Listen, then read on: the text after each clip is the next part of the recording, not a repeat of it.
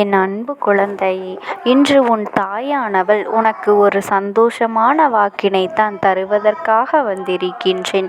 இந்த அம்மா என்னுடைய வாக்கானது சாதாரண வாக்கு கிடையாது. இது உன் அம்மாவினுடைய அதிசக்தி வாய்ந்த வாக்கு. இதை நான் சொல்லி முடித்த பிறகு உன்னுடைய வாழ்க்கையில் உனக்கு நல்ல செய்தி ஒன்று கிடைக்கப் போகின்றது. அது கிடைக்கும் பொழுது இந்த அம்மாவினுடைய சக்தி என்ன என்பதனை நீ நிச்சயமாக புரிந்து கொள்ளப் போகின்றாய். என் தங்கமி, வாழ்க்கையில் சில மாற்றங்களை எல்லாம் நீ எதிர்நோக்கி காத்து கொண்டிருக்கின்றாய் அல்லவா? சில விஷயங்கள் எல்லாம் உனக்கு நடந்தால் அது உன் வாழ்க்கையில் மிகப்பெரிய சந்தோஷமாக இருக்கும் என்று எண்ணி நீ கனவு கண்டு கொண்டு இருக்கின்றாய் அல்லவா? நீ நினைப்பது எல்லாம் உன் வாழ்க்கையில் இனி நடத்தி தரக்கூடியது உன் அம்மா நான் என்பதனை நீ மறந்துவிடாதே. என் தங்கமி, இந்த அம்மா சொல்வது எல்லாம் உன்னுடைய வாழ்க்கையில் நடக்க இருப்பது நிச்சயமாக உண்மை. உன்னுடைய நம்பிக்கை எப்பொழுதுமே வீண் போகாது. ஏனென்றால் இப்பொழுது நான் தருகின்ற ஒரு வாக்கு உன் வாழ்க்கையில் ஒவ்வொன்றாக அப்படியே நடக்கப் போகின்றது. என் தங்கமே, முதலாவதாக நீ வேண்டுமென்று என்னிடத்தில் கேட்ட ஒரு உறவை பற்றிய செய்தியை உன்னிடத்திலே சொல்லிவிடப் போகின்றேன். அந்த உறவானது உண்மையான உறவா பொய்யான உறவா என்பதனை நான் உனக்கு அடையாளம் காட்டுகின்றேன். நான் காட்டுகின்ற அடையாளம் இது உன் வாழ்க்கையா அல்லது இது இடையிலேயே உன்னை விட்டு செல்லக்கூடியதா என்பதனை நீயாகவே புரிந்து கொள்வாய். என் செல்லமே, எதுவாக இருந்தாலும் அதை என்னுடைய உண்மை நிலை என்ன என்பதனை நீ புரிந்து கொள்ள வேண்டும். எல்லா விஷயத்தையும் எதை பற்றியும் யோசிக்காமல் கண்மூடித்தனமாக நம்பிவிட்டு பின்னால் ஏமாந்து நிற்கக்கூடாது. வாழ்க்கை எத்தனையோ சூழ்நிலைகளை மனிதர்களிடத்தில் கொண்டு வந்து காட்டும் பொழுது எல்லா சூழ்நிலைகளிலும் எல்லா மனிதர்களும் ஒன்று போல இருப்பது இல்லை. ஏனென்றால் சில சூழ்நிலைகள் அமைந்து விட்டால் தவறு செய்யக்கூடாத நிலையிலும் சிலர் தவறினை செய்து விடுவார்கள். அதன் பிறகு ஏன் இந்த வாழ்க்கையை தேர்ந்தெடுத்தோமோ என்று வருத்தப்பட்டு கொண்டிருப்பார்கள். என் தங்கமே, அதனை கேட்காமல் இருந்துவிட்டு இப்பொழுது எண்ணிக்கொண்டு வருந்துவதில் எந்தவித பலனும் கிடையாது. என் தங்கமே, எத்தனையோ அறிகுறிகளையும் உனக்கு காண்பித்து கொடுத்தும் அதை உன்னால் கண்டு கொள்ள முடியாமல் போய்விட்டது. சிலருக்கு தெரிந்துமே அதையெல்லாம் ஒன்றும் செய்ய முடியாத ஒரு சூழ்நிலையில்தான் இருந்து கொண்டு எப்படி இருந்தாலும் இதுதான் என் வாழ்க்கை, இனி என்னால் இதை விட்டு செல்ல முடியாது என்று சொல்லி தேர்ந்தெடுத்தார்கள். ஆனால் இன்று ஐயோ அம்மா என்று கதறிக்கொண்டிருப்பதனால் எந்த ஒரு பலனும் இல்லை. அதனால் என் தங்கமே, நீயாவது இந்த அம்மா சொல்கின்ற விஷயங்களை தெளிவாக புரிந்து கொள்ள வேண்டும். அது மட்டுமல்ல, நல்ல வாழ்க்கையினை நீயாக தேர்ந்தெடுக்க வேண்டும். ஒரு விஷயம் கெட்ட விஷயம் இப்பொழுது இருக்கின்றது என்றால் அதனினுடைய நோக்கத்தை நீ பார்க்க வேண்டும். சில நேரங்களில் அதுவே உன்னுடைய வாழ்க்கையாக மாறிவிட்ட பிறகு நான் அதை திருத்திவிடுவேன் என்று நினைத்து கொண்டு தேவையில்லாமல் நீ பல கஷ்டங்களையும் வேதனைகளையும் அனுபவித்து கொண்டு எல்லாவற்றையும் நீ தூக்கி சுமக்க வேண்டாம். நீ அதையெல்லாம் விட்டுவிட்டு உன்னுடைய திறமையை நம்பி அங்கே சென்று தேவையில்லாத விஷயங்களை எல்லாம் மாட்டிக்கொள்ளாமல் உன்னுடைய திறமையை எதில் பயன்படுத்த வேண்டுமோ அதில் மட்டுமே நீ பயன்படுத்தி உன் வாழ்க்கையை முன்னேற்றம் அடைய செய்ய வேண்டும். அம்மா எதற்காக சொல்கின்றேன் என்றால், இந்த மனிதனின் மனம் எந்த நேரமும் எப்படி வேண்டுமானாலும் மாறிக்கொண்டே இருக்கும். இப்பொழுது உன்னிடத்தில் இப்படி பேசுகின்ற ஒரு வாய் நாளை அதையே மாற்றி பேசுவதற்கு நீண்ட நேரம் ஆகாது. என் தங்கமே, நன்றாக வாழ்க்கையில் அடிபட்டவர்களிடம் சென்று கேட்டுப்பார். ஏன் உனக்கு இந்த வாழ்க்கை இன்று இப்படி கஷ்டமாக இருக்கின்றது என்றுதான் ஆசைப்பட்டு நான் தேர்ந்தெடுத்த வாழ்க்கை தானே, அதன் பிறகு ஏன் இத்தனை சோதனைகளை தாங்கிக் கொண்டிருக்கின்றாய் என்று கேட்டுப்பார். என் தங்கமே, சிலருடைய அனுபவங்களையாவது நீ கேட்டு தெரிந்து கொண்டால்தான் உன்னுடைய வாழ்க்கை எப்படி அமைய வேண்டும் என்ற சிந்தனை உனக்குள்ளே வரும். அது மட்டுமல்லாமல் உன்னுடைய குலதெய்வத்தின் ஆசையும் அதுதான்.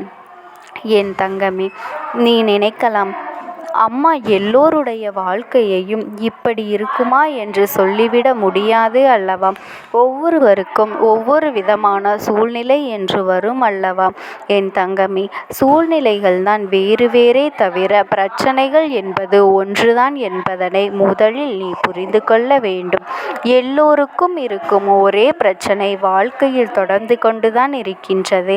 அந்த பிரச்சனைகளை எல்லாம் நீ எப்படியெல்லாம் எதிர்கொள்ள வேண்டும் என்பதனை முதலில் புரிந்து கொள். அதற்கான மனப்பக்குவம் உன்னிடத்திலே இருக்கின்றதா என்பதனை சோதித்துப் பார். என் தங்கமே, முதலில் நீயாக இருக்க வேண்டும். யாருக்காகவும் உன்னை மாற்றிக்கொள்ளக்கூடாது. இந்த வாழ்க்கை உனக்கு வேண்டுமென்றால் நீ இதை செய்தால் தானே கிடைக்கும், அப்படி இருந்தால் தானே கிடைக்கும், இப்படி கட்டுப்பாடு இருந்தால்தான் நடக்கும் என்று சொல்லும் பொழுது உன்னை நீ மாற்றிக்கொண்டால் நீ நடிக்கின்றாய் என்றுதானே அர்த்தம். உன்னுடைய நிலையிலிருந்து நீ மாறுகின்றாய் என்று வைத்துக்கொள். அது உனக்கு நல்ல பலன்களை கொடுக்குமா, உனக்கான சந்தோஷத்தை கொடுக்குமா என்பதனையும் நீ சிந்தித்து பார்க்க வேண்டும். என் பிள்ளையே, நீ நல்ல குணங்களை கொண்டிருக்கின்றாய், நல்ல பண்புகளையும் கொண்டிருக்கின்றாய். உன்னிடத்தில் இருக்கின்ற பழக்கங்கள் இங்கு யாரிடத்திலும் இல்லை. அப்படி இருக்கின்ற என் பிள்ளை, நீ மற்றவர்களுக்காக ஒவ்வொரு விஷயத்திலும் மாறினால் உன்னுடைய சுயம் என்பது மாறிவிடும் அல்லவா? நீ உன்னுடைய செயல்களை எப்பொழுதும் மற்றவர்களுக்கு துன்பம் ஏறாமல், காயப்படுத்தாமல் நீ சுதந்திரமாக செய்ய வேண்டும். எப்பொழுது உனக்கு அந்த சுதந்திரம் கிடைக்கின்றதோ அறிந்திருக்கவில்லை, என்ன நடக்கும் என்பதனையும் அவர்கள் தெரிய விரும்புவது இல்லை. என் தங்கமே, இந்த அம்மா நான் சொல்லும் பொழுது அதனை புரிந்து அதன்படி நடந்து கொண்டால் உன் வாழ்க்கை எப்படி உனக்கு நல்லபடியாக அமையுமோ அதுபோல அமையும் என்பதனை நீ புரிந்து கொள்ள வேண்டும். என் தங்கமே, உன்னுடைய குலதெய்வமானது உன்னுடைய ஆசைகளை நிறைவேற்றி தர வேண்டும் என்பதற்காகத்தான் உனக்கு ஏற்றபடி நல்ல வாழ்க்கை அமைய வேண்டும் என்றுதான் எல்லா விஷயங்களையும் பார்த்து பார்த்து செய்து கொண்டிருக்கின்றது. உன் குலதெய்வம் உன்னுடைய விருப்பத்தின் படிதான் நடக்கின்றது என்பதனை நீ தெரிந்து கொண்டால் போதும். என் தங்கமி, நான் எப்படி உன்னுடைய வாழ்க்கையை உனக்கு நல்லபடியாக அமைத்து கொடுக்கின்றேனோ அதே போல் உனக்கு இருந்த அத்தனை நல்ல விஷயங்களையும் அவர்களாகவே செய்து கொடுக்க போகின்றார்கள். என் பிள்ளையே, இத்தனை நாட்கள் எதுவாக இருந்தாலும் இருந்துவிட்டு போகட்டும். இனியாவது இந்த வாக்கினை உன் வாழ்க்கையில் நீ கேட்டுவிட்ட பிறகு இந்த அம்மா சொல்வதையும் உன் குலதெய்வம் சொல்வதையும் நீ கவனமாக கேட்டு அதன்படி நடந்து கொண்டாலே போதும். இதைவிட எனக்கு வேறு என்ன சந்தோஷம் இருக்க போகின்றது? என் குழந்தையே, உன்னுடைய கண்களிலிருந்து கண்ணீர் வரக்கூடாது என்று நினைப்பவள்தான் இந்த அம்மா. இந்த அம்மாவை நீ முழுவதுமாக புரிந்து கொண்டால் போதும். நீ காலம் முழுவதும் கண்ணீர் சிந்த வேண்டிய அவசியம் உனக்கு ஒரு நாளும் கிடையாது. அது மட்டுமல்ல என் செல்லமே, உன்னுடைய கண்ணீரை நீ தேவையில்லாமல் வீணாக்கி விடக்கூடாது என்றுதான் உன் அம்மா நான் உன்னிடத்திலே சொல்லிக் கொண்டிருக்கின்றேன். என் தங்கமே, நீ கண்மூடித்தனமாக அன்பு வைப்பதில் தவறு கிடையாது. ஆனால் அந்த அன்பிற்கு அவர்கள் தகுதியுடையவர்களாக இருக்கின்றார்களா என்பதனை முதலில் நீ புரிந்து கொள்ள வேண்டும். ஏனென்றால் எல்லாவற்றையும் நீ கண்மூடித்தனமாக செய்யும் பொழுது நிச்சயமாக அது ஒரு நாள் உன்னை பள்ளத்தில் தள்ளிவிடும் என்பதனையும் நீ மறந்து விடாதே. அன்று உன் இஷ்டத்திற்கு நீ செய்ததால்தான் யாருடைய துணையும் இன்றி இந்த அம்மாவினுடைய அன்பு உனக்கு கிடைக்காமல் போய்விடும் என்பதனை நீ நினைவில் வைத்துக்கொள். என் தங்கமே, இந்த அம்மா சொல்கின்ற வார்த்தைகளில் உடன்பாடு இல்லாமல் கூட உனக்கு இருக்கலாம். நான் என்றுமே உனக்கு நல்லதை மட்டுமே எடுத்து சொல்வேன். உன் வாழ்க்கைக்கு எது சிறந்ததோ அதை மட்டும்தான் சொல்வேன். என் தங்கமே, இன்று உன்னுடைய அம்மா நான் உனக்கு நல்லபடியான ஒரு வாக்கினை கொடுக்கின்றேன். இதை என்னுடைய சத்திய வாக்காகவும் உனக்கு கொடுக்கின்றேன். அதனால் உன் வாழ்க்கையில் உன்னை தேடி வருவதையெல்லாம் ஏற்றுக்கொண்டு உன்னை விட்டு விலகி செல்வதையெல்லாம் நீ விட்டு விலகி இருக்க பழகிக்கொள். எது உன் வாழ்க்கையோ, எது உனக்கானதோ அதை உன்னிடத்தில் நிச்சயமாக வந்து சேரும் என்பதில் எந்த ஒரு மாற்று கருத்தும் கிடையாது. நான் உனக்கானதை உன் கைகளில் கொண்டு வந்து சேர்க்கப் போகின்றேன். நீ ஆசைப்பட்ட கேட்ட வாழ்க்கையை எதுவாக இருந்தாலும் உனக்கு நிச்சயமாக கிடைக்கும். அதைவிட சந்தோஷம் உனக்கு வேறு என்ன தேவைப்பட போகின்றது? என் அன்பு குழந்தைக்கு இந்த அம்மாவினுடைய அன்பும் ஆசீர்வாதங்களும் எப்பொழுதுமே முழுமையாக கிடைத்து கொண்டே இருக்கும். ஓம் சக்தி. ஓம் ஆதிபரா சக்தி. குழந்தையே, உனக்கான நல்ல விஷயங்களை செய்து கொடுப்பதற்காகவே உன் தாயானவள் என்று உனக்கு ஒரு முக்கியமான வாக்கினை சொல்வதற்காக வந்திருக்கின்றேன்.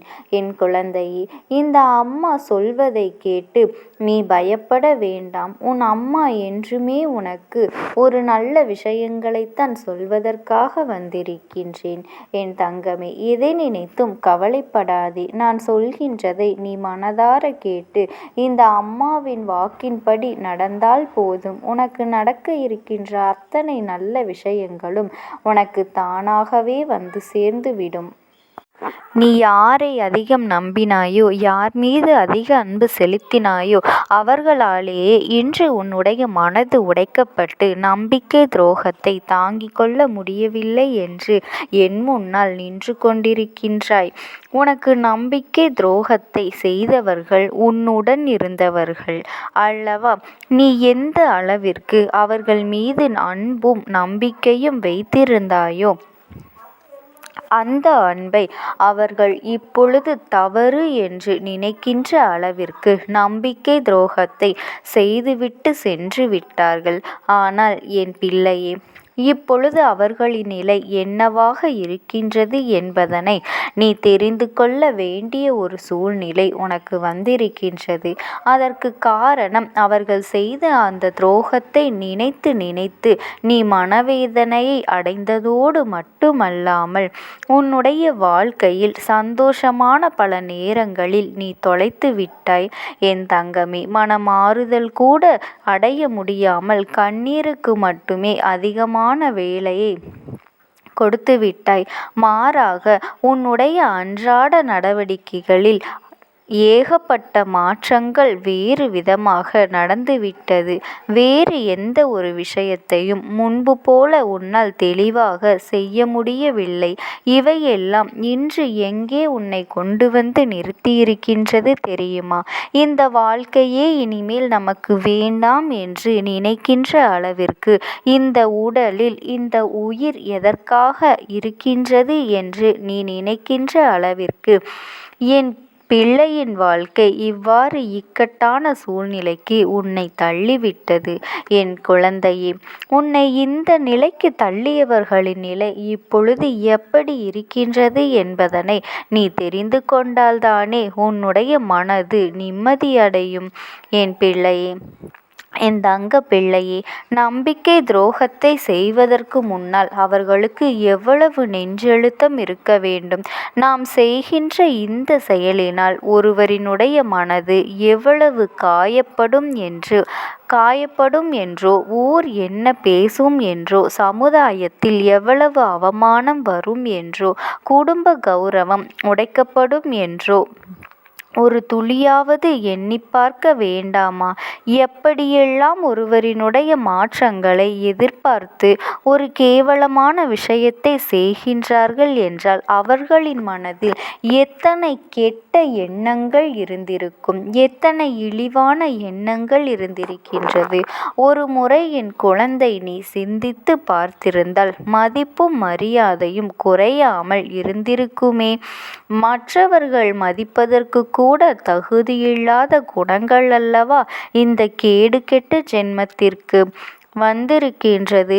இது போன்ற குணங்களை கொண்டவர்கள் வாழ்க்கைக்குள் உண்டான அவப்பெயர் நிச்சயமாக ஒரு நாளும் அந்த பெயர் மறையாது. என் அன்பு தங்கமே, உனக்கான ஒரு நல்ல விஷயத்தை நான் செய்திருக்கின்றேன். இவர்களுக்குள்ளான தொடர்பு இதற்கு மேலும் உனக்கு தேவைப்படவில்லை. என் தங்க பிள்ளையே, அவர்களை பற்றி இந்த நேரத்திலாவது உன்னால் புரிந்து கொள்ள முடிந்தது என்று நினைத்து நீ நிச்சயமாக மன சந்தோஷம்தான் அடைய வேண்டும். என் குழந்தையே, இது நாள் வரைக்கும் நீ அனுபவித்த கஷ்டங்களும் சோதனைகளுக்கும் உனக்கு வாழ்க்கையில் எத்தனையோ பாடங்களை கற்றுக் கொடுத்தாலும் இந்த நம்பிக்கை துரோகம் கற்றுக் கொடுத்ததைப் போல வேறு எதுவும் உனக்கு கற்றுக் கொடுக்கவில்லை. மற்றது எல்லாம் வாழ்க்கையில் எதிர்பார்த்த விஷயங்கள். ஆனால் இது எதிர்பாராத ஒரு கொடுமை அல்லவா? முதலில் உனக்கு கஷ்டமாக இருந்தாலும் நாட்கள் செல்ல செல்ல இது உனக்கு பழகிவிடும். இப்பொழுது ஆரம்பம் என்பதனால் என் குழந்தையே, நீ தாங்கிக் கொள்ள முடியாது தவித்து கொண்டு நிற்கின்றாய். ஆனால் இந்த சூழ்நிலை மாறும், இந்த காலம் மாறும். அது மட்டுமல்ல, உன் கஷ்டங்களும் உன்னை விட்டு கடந்து போகும். அதன் பிறகு ஒரு நல்ல வாழ்க்கையை நீ நிச்சயமாக உனக்கு அமையும் என்பதனை நீ மறந்து விடாதே. உனக்கு நம்பிக்கை துரோகத்தை செய்தவர்களின் நிலைமையை கண்டால் உன் அம்மா எனக்கு அத்தனை பரிதாபமாக உள்ளது. ஏனென்றால் ஏதோ ஒரு காரணத்திற்காக யாருடைய பேச்சினையோ கேட்பதற்காக, யாருடைய மனதையோ காயப்படுத்துவதற்காக அல்லது சந்தோஷப்படுத்துவதற்காக இந்த நம்பிக்கை துரோகத்தை உனக்கு செய்தார்களோ, இன்று அவர்கள் மூலமாகவே அதிகமான ஏமாற்றத்தை அவர்கள் சந்தித்து விட்டார்கள். என் தங்கமே, நம்பிக்கை துரோகம் என்றால் என்ன என்பதை உன்னை விட அவர்களுக்கு அவர் நம்பிய உறவு அதிகமாக காண்பித்து கொடுத்துவிட்டது. என் செல்ல பிள்ளையே, ஏன் இப்பொழுதெல்லாம் ஒருவன் செய்கின்ற பாவத்திற்கான தண்டனையை பெறுவதற்கு அடுத்த ஜென்மம் வரை காத்திருக்க வேண்டிய அவசியமே கிடையாது. அதனினுடைய பாவ கணக்கு அதிகமாகும் பொழுது உடனுக்குடன் தண்டனையை இந்த பிரபஞ்சம் அவர்களுக்கு கொடுத்து விடுகின்றது. உன் அம்மா நான் சொல்வது இந்த இக்கட்டான நேரங்களில் எல்லாம் உனக்கு துணை நிற்கும் பொழுது, உனக்கான நல்ல நேரம் ஆரம்பிக்கும் பொழுது அவர்களின் அழிவு உன்னுடைய கண்முன்னே நிகழும் என்பதனை நீ மறந்து விடாதே. என் பிள்ளைக்கு இப்பொழுது வருகின்ற அத்தனை கஷ்டங்களுக்கே கொடுக்கின்றவர்களை உன் தாயானவள் நான் ஒரு நாளும் நன்றாக இருக்கும்படி செய்ய மாட்டேன்.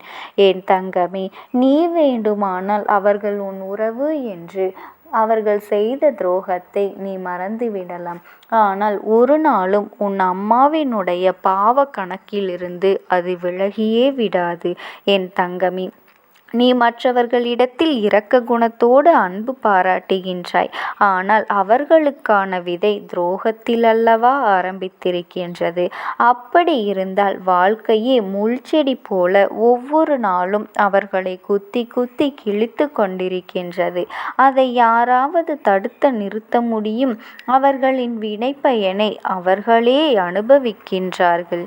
என் தங்கமே, அனுபவித்து கொண்டும் இனிமேல் இருக்க போகின்றார்கள். உன்னுடைய வாழ்க்கையில் உன்னை பிடித்த ஒரு கஷ்ட காலம் உன்னை விட்டு சென்றுவிட்டது என்பதனை நீ தெளிவாக புரிந்து கொண்டு நீ அடுத்து என்ன செய்ய வேண்டும் என்று நினைக்கின்றாயோ அதனை நீ சரியாக செய்து கொண்டிரு. உன்னுடைய வாழ்க்கை அவ்வளவுதான் என்று பேசிய இவர்களினுடைய எண்ணங்களை நீ ஒருபொழுதும் உண்மை என்று ஆக்கிவிடாதே. அந்த கேடு கெட்ட ஜென்மத்திற்கு ஏற்றது போல நீ நடந்து கொள்ளாதே. அவர்கள் என்ன செய்தாலும் சரி என் குழந்தையே, நீ உன் வாழ்க்கையில் செய்கின்ற விஷயம் சரி என்று காண்பித்து கொடுக்க வேண்டும்.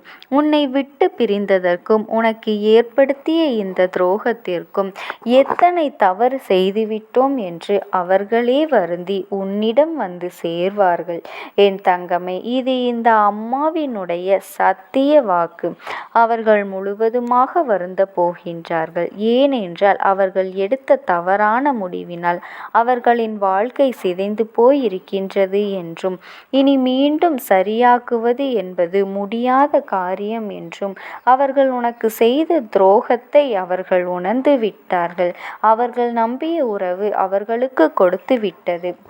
அதனால் என் தங்கமே, இனி உன் அம்மாவினுடைய அன்பும் ஆசீர்வாதங்களும் எப்பொழுதுமே உனக்கு முழுமையாக கிடைத்து கொண்டே இருக்கும்.